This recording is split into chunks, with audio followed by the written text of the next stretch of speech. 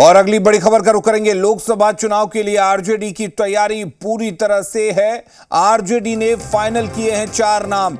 गया लोकसभा क्षेत्र से कुमार सर्वजीत उम्मीदवार हो सकते हैं। औरंगाबाद से अभय कुशवाहा को उम्मीदवार बनाया जा सकता है। नवादा से श्रवण कुशवाहा उम्मीदवार हो सकते हैं। वहीं जमुई से अर्चना रविदास उम्मीदवार बनाई जा सकती हैं। औपचारिक ऐलान होना अभी बाकी है। इंडिया गठबंधन में सीट अब तक फाइनल नहीं हुए हैं, लेकिन आरजेडी लोकसभा चुनाव को लेकर पूरी तरह से तैयार दिख रही है। आरजेडी ने उन संभावित सीटों पर जहां पर वो लड़ना चाहती है, उम्मीदवारों के नाम तय करना भी शुरू कर दिए हैं। आपको बता दें कि पूरी तैयारी आरजेडी की तरफ से की जा रही है। हालांकि अभी तक जो सीट शेयरिंग है INDIA गठबंधन में, वो नहीं हो पाया है।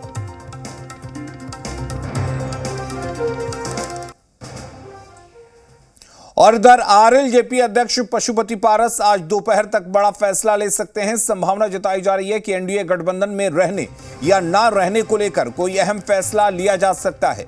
पशुपति पारस NDA गठबंधन में शामिल हैं, लेकिन चुनाव में एक भी सीट नहीं मिलने से नाराज चल रहे हैं। इसी वजह से उन्होंने मोदी मंत्रिमंडल से इस्तीफा दे दिया था। उसके बाद उनकी पार्टी नेताओं के साथ बातचीत चलती रही और आगे की रणनीति तय करने के लिए पशुपति पारस दिल्ली से पटना लौट आए हैं।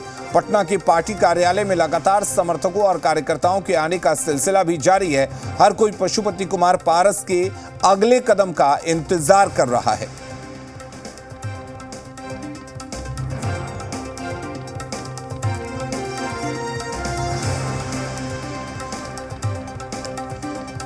और हमारे साथ पटना से संवाददाता रुपेंद्र इस वक्त जुड़े हुए हैं। रुपेंद्र, सीट शेयरिंग अभी तक INDIA गठबंधन में नहीं हो पाई है, लेकिन आरजेडी पूरी तरह से तैयार है और शायद यही वजह है कि उन नामों को फाइनल किया जा रहा है उन सीटों पर जहां से आरजेडी चुनाव लड़ना चाहती है। देखिए, अभी कहा जा सकता है कि INDIA में जिस तरह से बैठकों का दौर चल रहा है लगातार, और ये कहा जा रहा है कि आज सीट फाइनल हो जाएंगे, कल सीट फाइनल हो जाएंगे, और कोई सीट फाइनल होने वाले के आसार जो हैं आज तक नहीं दिखाई दे रहा है। भले शाम तक जो भी निर्णय हो, लेकिन अभी तक की बात करें, अभी तक कोई ऐसी बातें नहीं आई हैं कि जिसमें सीट फाइनल कर दिया गया हो। लेकिन इस बीच में बड़ी खबर यह है कि जिस तरह से आरजेडी 4 लोकसभा क्षेत्र जो चुनाव हो रहे हैं लोकसभा में, नवादा है, गया है, औरंगाबाद है, जमुई है, उसमें अपने उम्मीदवार के नामों को फाइनल कर दिया है। ये एक तरह से आरजेडी की तैयारी जो है काफ़ी बड़ी तैयारी है, और आरजेडी ये मान के चल रही है कि हम यहाँ पर चुनाव लड़ेंगे, और यही कारण है यानी कि ये तमाम नामों को एक तरह से कहा जाए कि सुनिश्चित कर दिया गया है कि यही लोग चुनाव लड़ेंगे।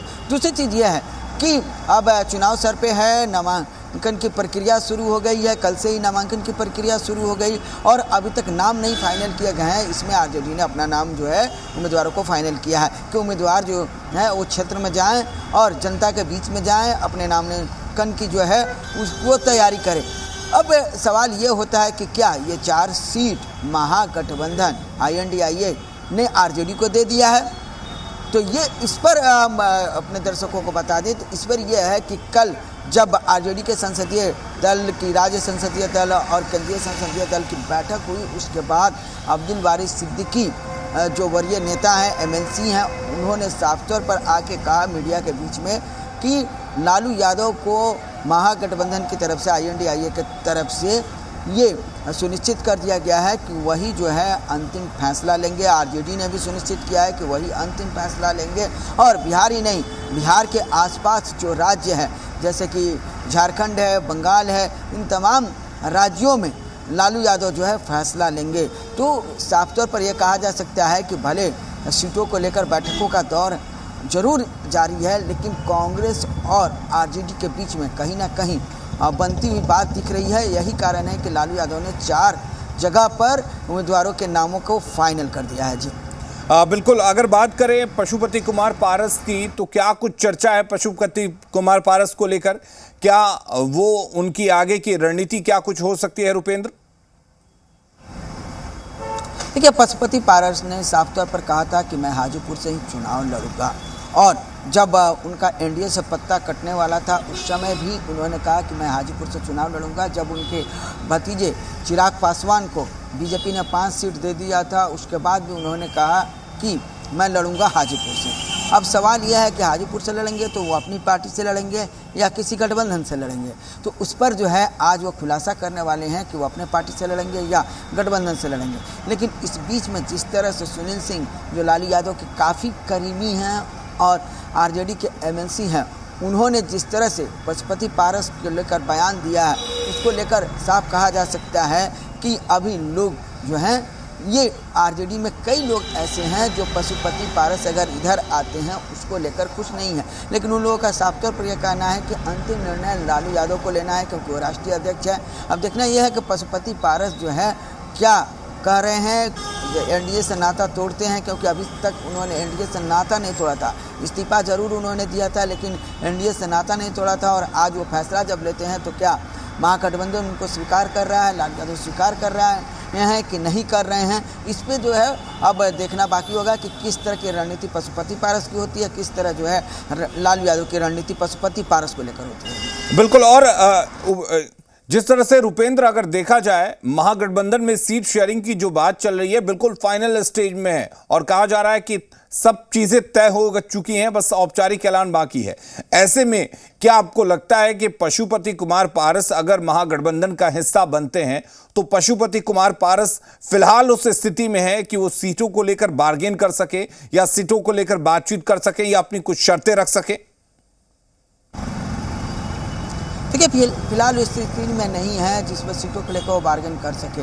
लेकिन हाँ, अभी एक तरह से देखा जाए तो जो सांसद उनके पास थे, जो उनको वो कह रहे हैं कि वो हमारे सांसद हैं, उन्होंने भी एक तरह से कहिए तो पाला बदल लिया है। सुरजभान सिंह अब जो है, और क्योंकि उनके भाई सांसद हैं चंदन सिंह, वो अभी तत्काल में ये है कि पशुपति पारस के साथ हैं, लेकिन और सांसदों ने किनारा कर लिया है। प्रिंस राज जो है वो साथ में हैं, तो साफ तौर पर कहा जा सकता है कि पशुपति पारस जो है जिस गठबंधन में जाएंगे 3 सीट के लिए जरूर बात करेंगे। वो एक अपनी सीट के लिए, एक आपको चंदन सिंह हो या सुरजभान सिंह के परिवार का कोई अन्य सदस्य हो उनके लिए, और एक प्रिंस राज के लिए। अब देखना यह है कि इन 3 सीटों का वो डिमांड करते हैं तो उस पर आरजेडी या कांग्रेस का रुख क्या रहता है, क्या कहा जाता है। लेकिन अभी जो स्थिति है यही है जी।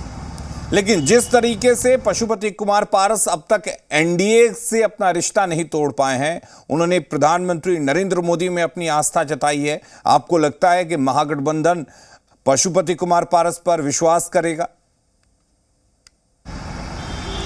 देखिए पशुपति पारस जिस तरह से नाराज चल रहे हैं, अगर उनको राज्यपाल बनना है तब तो वो एनडीए से नाता नहीं तोड़ेंगे।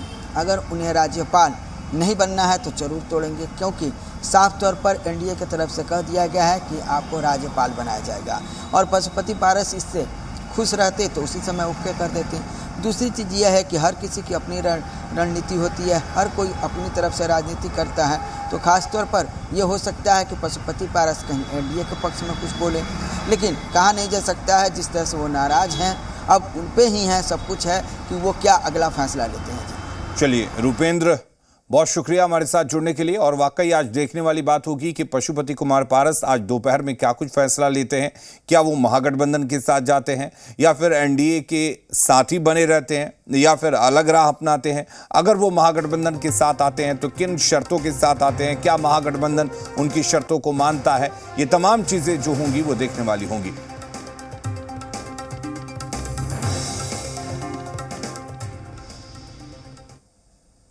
अगली खबर का रुख करेंगे। बिहार लोक सेवा आयोग ने पेपर लीक के कारण